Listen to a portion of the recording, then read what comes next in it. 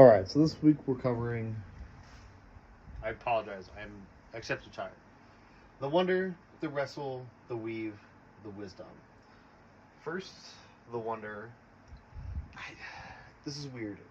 I feel like my confidence is really rising in the classrooms, and I feel like I'm doing really well in my specific class. So, I think the wonders I have are like, why are there so much inter-school and district politics? Why is this such a thing? I have a friend that I actually just texted the other day, and they were like, "Yeah, I'm a sub for the Boise School District, but they won't hire me on as a teacher." Why? Why won't they? If she's there all the time and is there 5 days a week, why won't they just give her a job? And this is something I wrestle with. Granted, this is in the text, but this is a real life situation that many of us are going to face. Of a district will say, "Yeah, we'll start you off as a teacher, but you might not get a job." And that's something that I have an issue with. Is that we're all there to work. Why won't these people get jobs? The job itself is so important, especially because I was looking at a bunch of those different districts' pay schedules, and it all seems so lackluster. I'm not saying I don't want to do this job, but it was just something that hit me that I was actually talking with my teacher about. Of why isn't it better for you guys? I was talking with them at lunch with other teachers on the subject, and they just seemed so pessimistic about it. And so I'm like, is this? I don't want to say this is what I'm looking forward to, but why isn't there more incentive from the district to help teachers? Is one of the things I want to talk about. What do you want to know more about and weave into your work?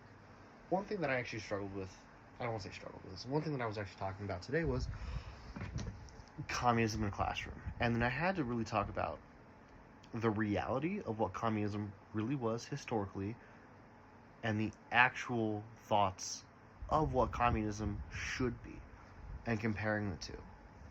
We had to talk about the issue of eggs. Right now in the United States, eggs were a really hot commodity. And I talked about how, excuse me, my students were like, well, what happens? I was like, if there's 3 of you, if I only have 5 eggs, what would communism say? And they're like, oh, just give each of us 1 egg. I'm like, cool. In reality, none of you get eggs. If I can't give it equally, I won't give it, is what the reality of the situation was. And then what wisdom do I seek?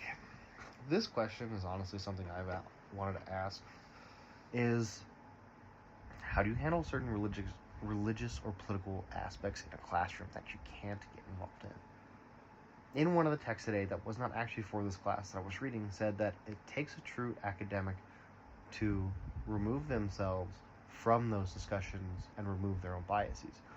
Yes, which is the correct course of action, but where do you stop? Where do you go, this is enough of a conversation, we need to keep going forward? And I guess every conversation is going to be different, but that's one that I'm like, where is the line for this one?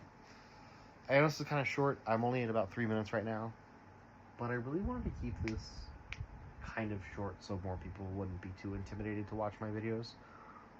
Again, I'm still having issues with Google Drive, but again, it's not going to stop me from doing my homework.